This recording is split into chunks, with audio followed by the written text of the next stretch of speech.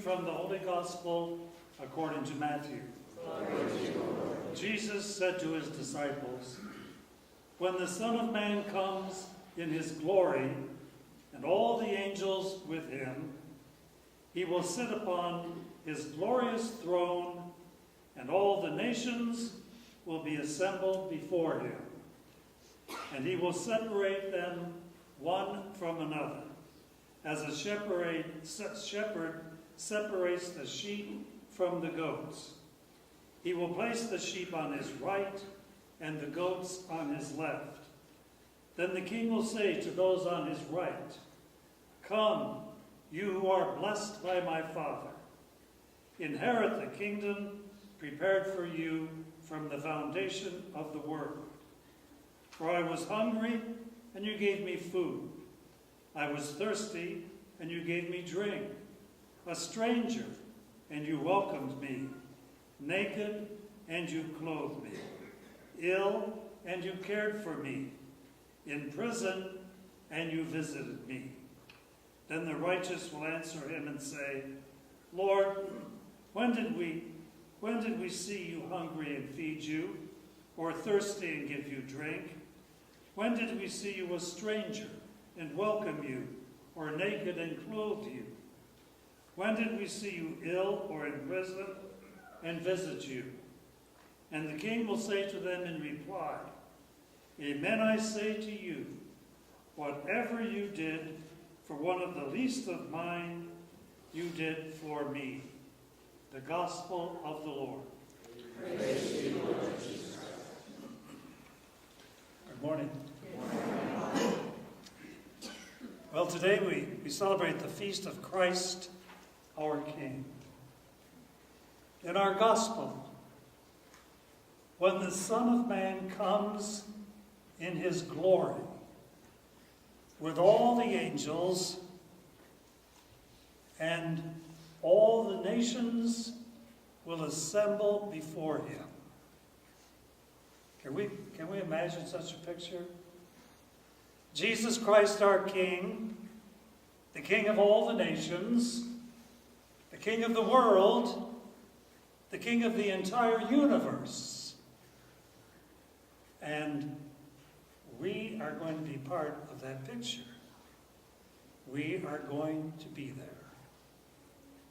Can we even imagine the splendor, the magnificence of such a scene? And what does the king do? He separates the sheep from the goats. Now, probably already we're getting the sense that it's better off to be with the sheep. And he says to the sheep on his right side, "Come, blessed of my Father, inherit the kingdom prepared for you from the very foundation of the world." Wow, now we're sure, aren't we? We want to be part of the sheep. So how do we become sheep? How do we become part of this unending happiness and peace that is the kingdom? Jesus tells us how. Jesus said, "I was hungry and you fed me. I was thirsty and you gave me drink.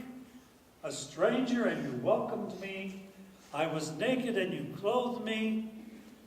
I was sick and you visited me. I was in prison and you cared for me." Jesus is asking us to give the same love and care to others as he has given us. He's not asking us for mighty deeds. No, it might be something very small. Could be a smile, a kind word, a cup of coffee, maybe mowing an elderly person's lawn, or stopping a classmate from bullying somebody. It doesn't have to be something big. God might ask us for something big, but usually it is something very simple, well within our reach.